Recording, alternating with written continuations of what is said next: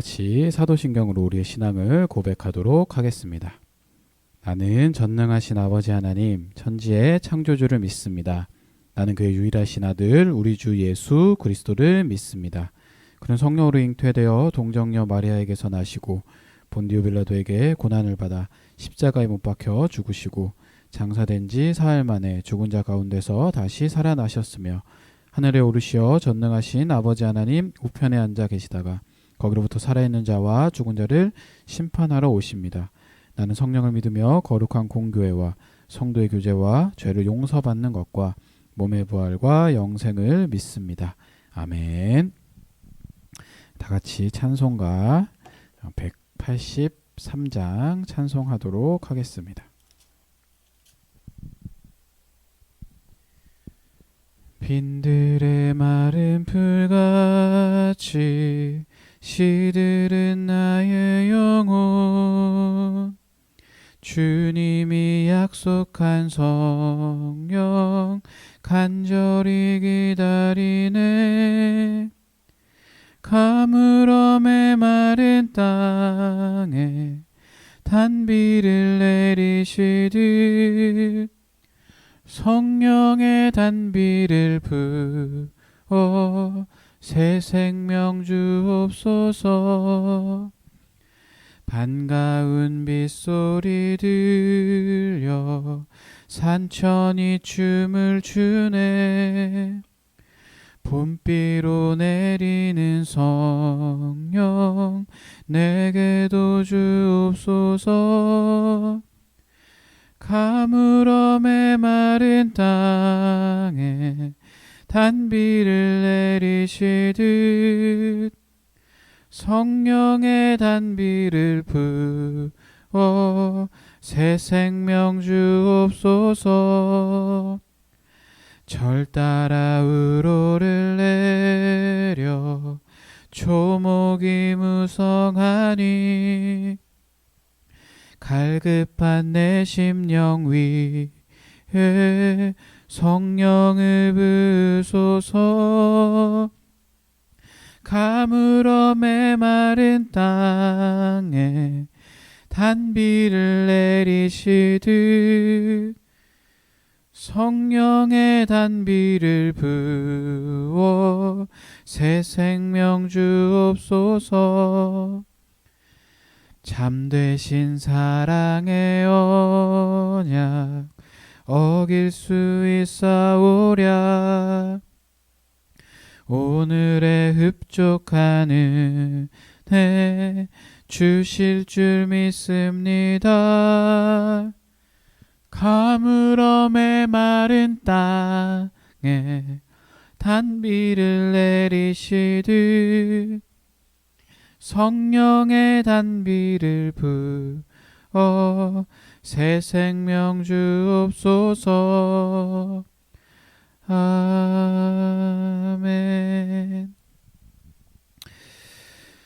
오늘 주시는 말씀은 갈라디아서 말씀입니다. 갈라디아서 5장 16절에서 26절 신약 308페이지에 있습니다. 갈라디아서 5장 16절에서 26절 제가 읽어드리도록 하겠습니다. 내가 이르노니 너희는 성령을 따라 행하라. 그리하면 육체의 욕심을 이루지 아니하리라. 육체의 소욕은 성령을 거스르고 성령은 육체를 거스르느니 이 둘이 서로 대적하므로 너희가 원하는 것을 하지 못하게 하려 함이니라. 너희가 만일 성령의 인도하시는 바가 되면 율법 아래에 있지 아니하리라. 육체의 일은 분명하니 곧 음행과 더러운 것과 호색과 우상숭배와 주술과 원수 맺는 것과 분쟁과 시기와 분냄과 당짓는 것과 분열함과 이단과 투기와 술 취함과 방탕함과 또 그와 같은 것들이라. 전에 너희에게 경계한 것 같이 경계하노니 이런 일을 하는 자들은 하나님의 나라를 유업으로 받지 못할 것이요 오직 성령의 열매는 사랑과 희락과 화평과 오래 참음과 자비와 양성과 충성과 온유와 절제니 이 같은 것을 금지할 법이 없느니라. 그리스도 예수의 사람들은 육체와 함께 그 정욕과 탐심을 십자가에 못 박아내니라. 만일 우리가 성령으로 살면 또한 성령으로 행할지니 헛된 영광을 구하여 서로 노엽게 하거나 서로 투기하지 말지니라. 아멘. 네, 반갑습니다. 오늘도 우리가 이렇게 온라인으로 또 만나서 예배를 드리게 됩니다.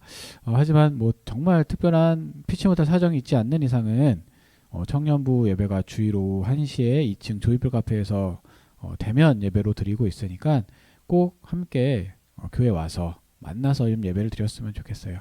그리고 이렇게 지금 온라인으로 예배 드리시는 분들은 정말 여러 가지 사정상 못 오시는 분들, 그런 분들만 꼭 이렇게 온라인 예배로 드리고, 나머지 분들은 꼭 주일 오후 1시 2층 조이풀 카페에서 만나서 예배를 드릴 수 있었으면 좋겠습니다. 철저하게 방향을 다 지키고 있기 때문에 안전합니다. 안심하시고 교회에 나올 수 있기를 바랍니다. 자, 오늘은 갈라디아서 말씀을 봤습니다. 이 말씀을 가지고 성령을 따라 행하라 두 번째 시간으로 오늘 주일 설교 말씀 전해드리도록 하겠습니다. 예수님께서 십자가에 달려 돌아가심으로 우리에게 참된 자유를 주시게 됩니다. 새 생명을 주시고 또한 죄를 용서해 주시고 이 땅에 사는 동안 참된 자유를 우리에게 주셨습니다. 그래서 주신 자유를 육체를 위한 기회로 삼지 말고 다른 사람을 사랑함으로 종노릇해야 된다. 이렇게 지금 성경이 말씀을 하고 있어요. 우리는 예수님을 믿어서 이 성도가 되었지만 이렇게 성도가 되었어도 완전한 존재는 아니라는 겁니다. 그런 완전하지 않은 우리가 어떻게 누군가를 사랑해서 종노릇이라는 것을 좀 할 수가 있을까? 그러니까 우리는 늘 종노릇보다는 왕노릇하기를 좋아하죠. 근데 우리에게 그 자유를 육체의 기회로 삼지 말고 사랑으로 종노릇하면서 살아가라고 말씀을 해요. 사실 뭐 우리가 선택한 그런 배우자도 사랑하기가 쉽지가 않는데 그런 우리가 어떻게 이웃까지 사랑하면서 종노릇을 할 수 있을까요? 그렇기 때문에 성경은 육체를 따라 살면 그 일이 불가능하고 성령을 따르고 그분을 의지해서 도우심을 입으면 우리가 사랑으로 종노릇할 수 있게 된다. 지금 이것을 말씀을 하고 있는 겁니다. 그런데 많은 사람이 이 성령을 따라 사랑으로 종노릇하면서 살기보다 육체를 따라 사는 것을 더 좋아한다라는 거예요. 우리가 육체를 따라 살면 육체의 일들이 삶 속에서 현저하게 나타나게 됩니다. 성적으로 문란해지고요.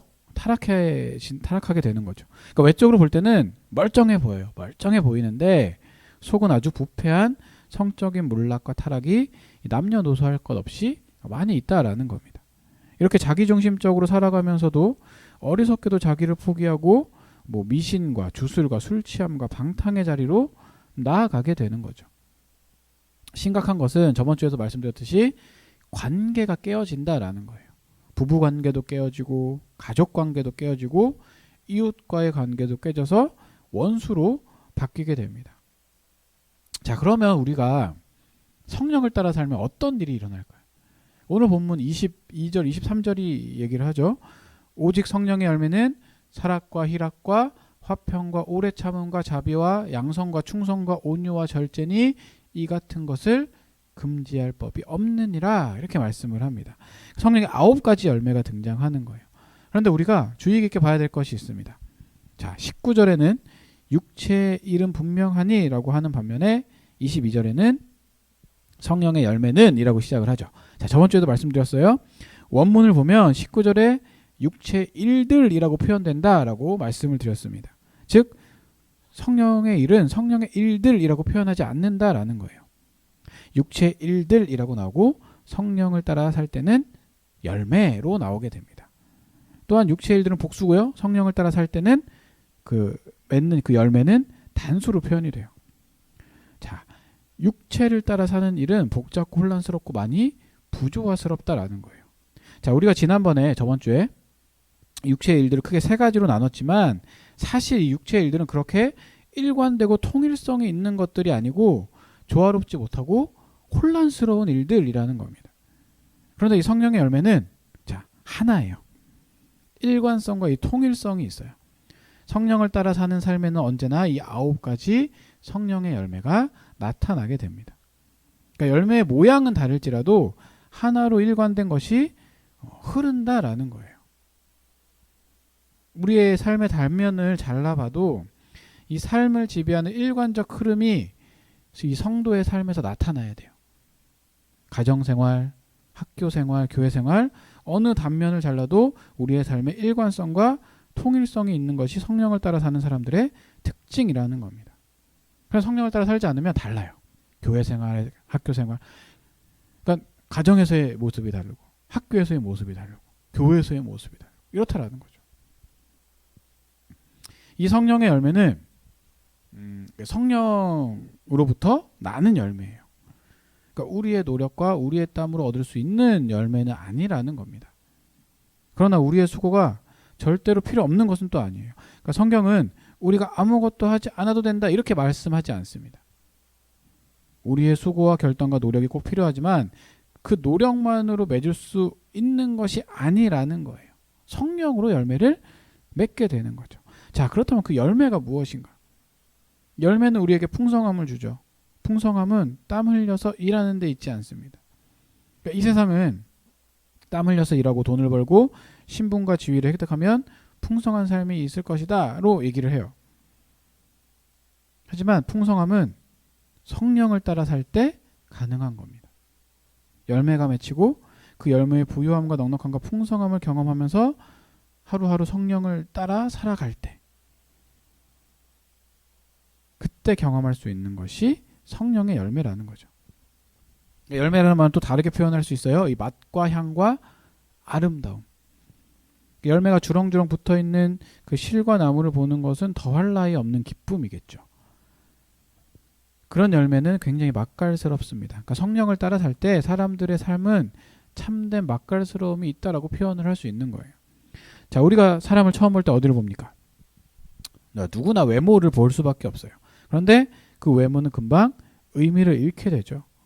진심으로 사람을 가까이 하며 함께 더불어 시간을 보내고 싶게 만드는 것은 속에서 나오는 향기, 그 맛이라는 거예요.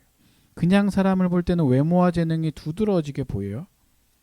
하지만 성령을 따라 사는 열매가 있을 때 사람들은 그 맛깔스러워지는 거예요. 맛이 있고 향이 있고 귀함이라는 것이 있게 되는 겁니다. 그러니까 오늘 성경 본문은 이 성령의 열매를 9가지로 얘기하고 있어요. 근데 이 열매도 3가지로 좀 분류해 볼 수 있습니다. 첫 번째는 하나님을 알 때 생기는 열매예요. 그러니까 하나님과의 관계에 관련되어 있는 거죠. 제일 먼저 나오는 열매는 사랑입니다. 세상은 이성 간의 사랑을 사랑이라고 얘기를 해요. 혹은 부모가 자녀를 사랑하는 것도 사랑이라고 얘기합니다. 뭐 사실 배우자끼리 사랑하고 이성 간에 사랑하고 부모가 자식을 사랑하는 것은 성경적인 개념에서 말하는 사랑이라기보다는 모조품일 때가 많아요. 그러니까 자기 중심적인 사랑이죠. 자기를 더 소중하게 여기는 조건부 사랑일 수 있는 경우들이 많다라는 거예요. 부모와 자식 간의 사랑도 그럴 경우가 있어요. 하물며 이성 간의 사랑은 말할 것도 없는 거예요. 자, 그렇다면 이 참된 사랑은 우리가 언제 알 수 있는 것이냐? 사람은 하나님을 만날 때 알게 됩니다. 그러니까 조건에 근거하지 않고 자기에 근거하지 않고 사람의 공로에 근거하지 않는 하나님 자신의 성품과 은혜를 통한 사랑만이 우리를 참된 사랑으로 인도하는 거예요. 이 사랑을 위해 자기를 희생하시고 하나밖에 없는 아들을 세상에 보내신 그 하나님의 사랑을 알아야 사랑 때문에 종로로 살 줄 아는 참사랑이 무엇인지를 우리가 알게 된다라는 겁니다. 그러니까 이 세상은 사랑에 목마르고 배고픈 세상이에요. 그런데 사람들은 자기를 희생하는 무조건적인 사랑을 여전히 잘 모릅니다. 그렇기 때문에 이 세상이 이렇게 아프고 고통스러운 거예요. 이렇게 하나님의 사랑을 알면 삶에 희락이라는 게 오게 됩니다. 자, 기쁨이 있다라는 거예요. 물론 세상에서의 희락도 있어요. 그런데 이 세상의 희락은 그냥 우리가 뭐 코미디 프로를 보면서 느끼는 내용 없는 것일 때가 많다라는 겁니다. 내용 없는 기쁨, 죄된 기쁨일 때가 많은 거예요.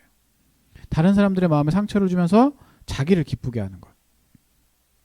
제일 대표적인 것이 성적인 문란이죠. 얼마나 많은 사람들이 영혼의 상처를 내면서 자기를 기쁘게 하고 있는지 모른다라는 거예요.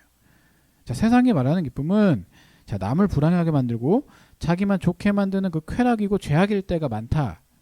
그렇게 보시면 됩니다.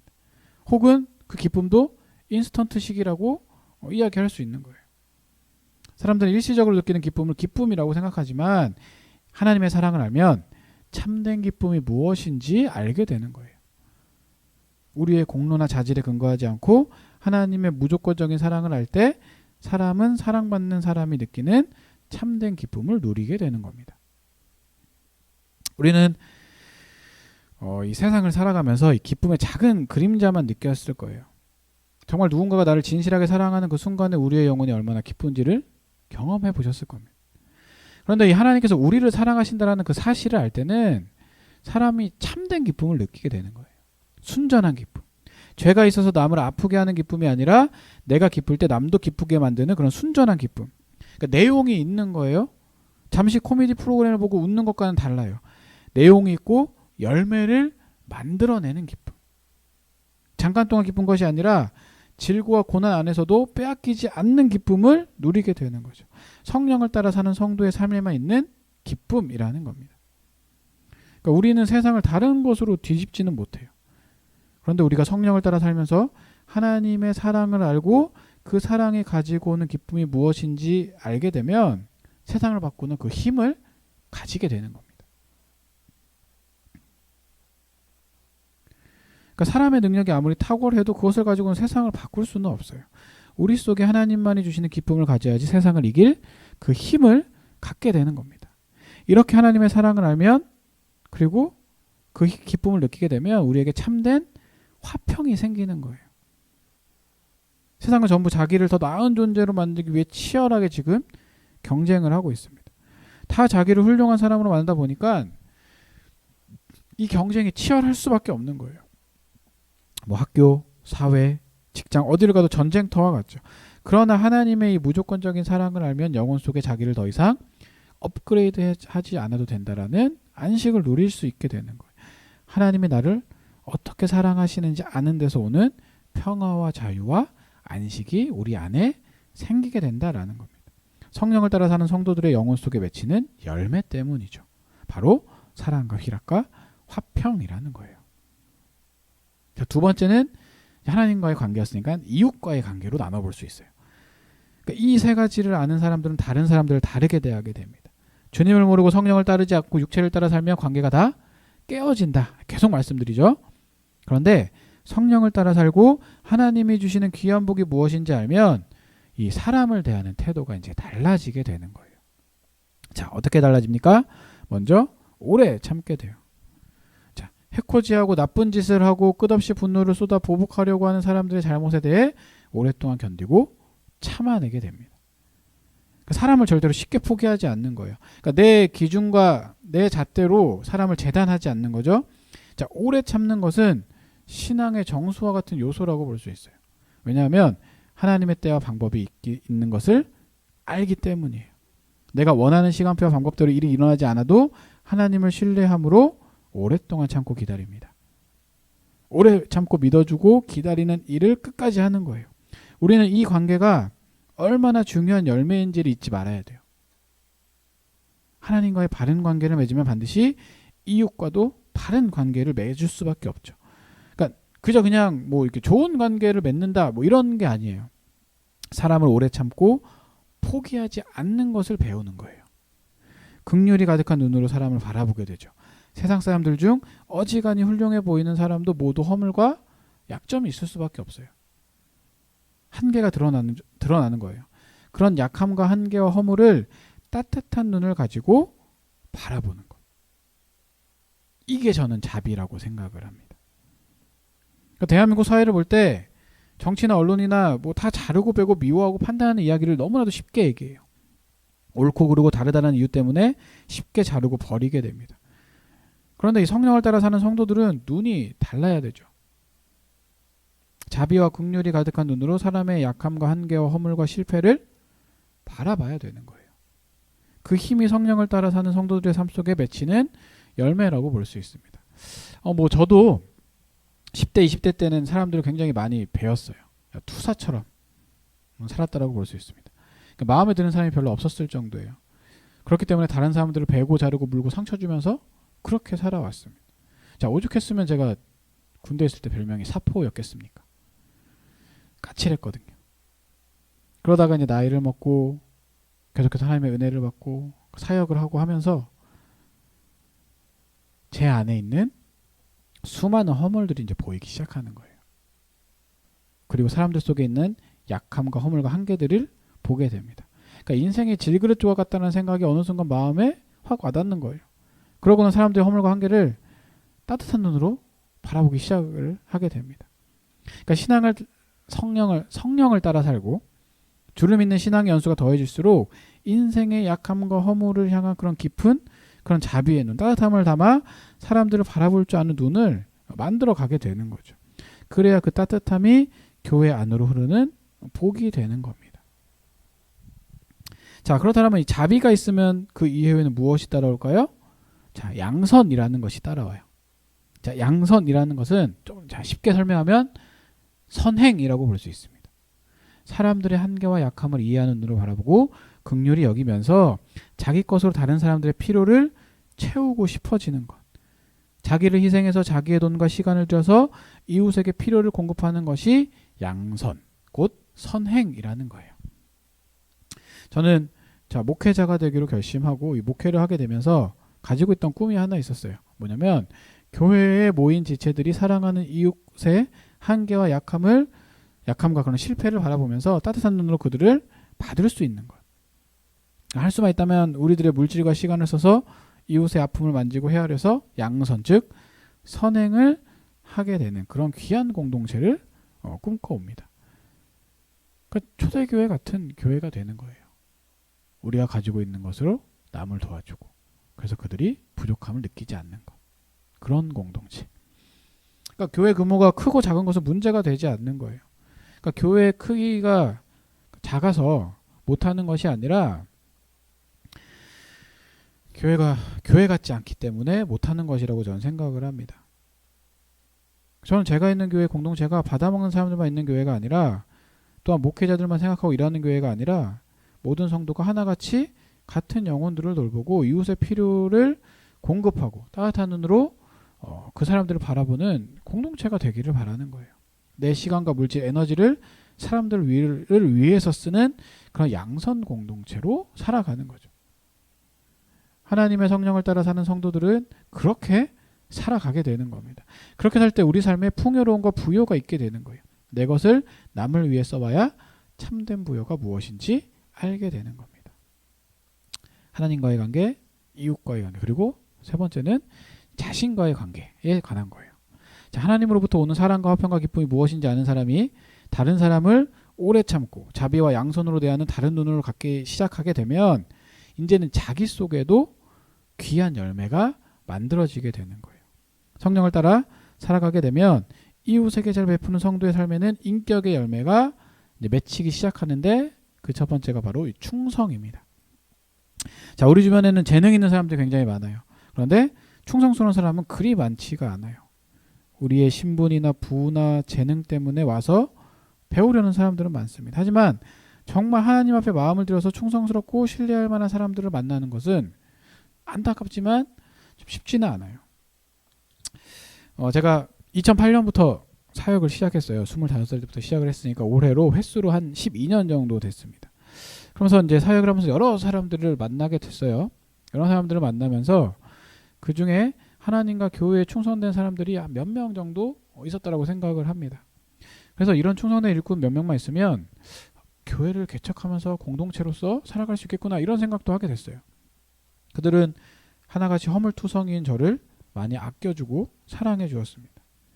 그런데 제가 그들을 만날 때마다 느끼는 것이 있어요. 이 사람들은 나에게 속한 사람들이 아니다.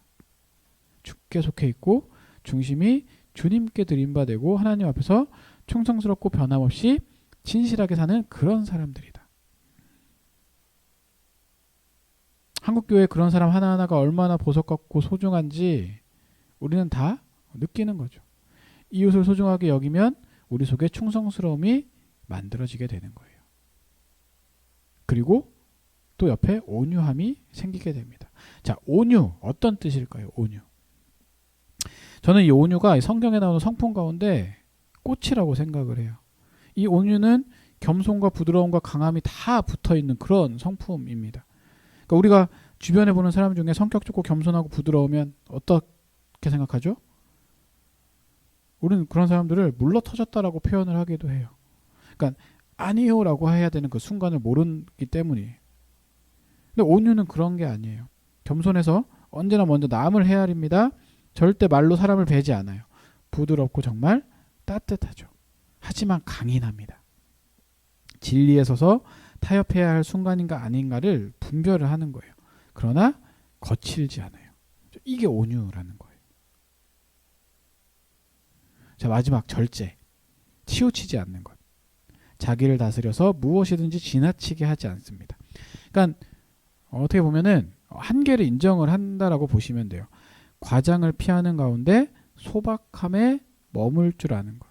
그러니까 자신의 경계와 한계를 지키고 자신이 할 수 있다고 모든 것을 다 하는 것이 아니라 충분히 내가 다 할 수 있지만 다음을 위해 한 걸음 물러서는 것. 그러니까 우리가 원하는 것을 다 가질 수 없어요. 원하는 것을 다 이룰 수도 없습니다. 유한한 존재인 우리에게는 한계라는 것이 있기 때문이죠. 절제하는 것은 자신의 한계를 아는 거예요. 절제하는 것은 한마디면 충분할 때 두 마디를 건네지 않는 것.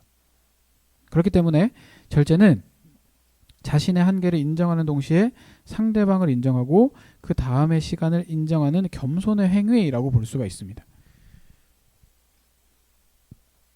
이 9가지 성품, 성령이 만들어내는 귀한 열매는 금지할 법이 없다라고 말씀을 해요. 성령을 따라 살면 누구나 다 맺게 된다라는 것. 하나님을 알고 성령을 따라 살아가는 모든 진실한 사람들은 재능과 능력의 유무와 아무런 상관없이 전부 다 맺을 수 있게 된다라는 겁니다. 그래서 이 성령의 열매는 모든 법이 기뻐하고 즐거워하죠. 이런 열매를 싫어할 법이 세상에 없는 거예요.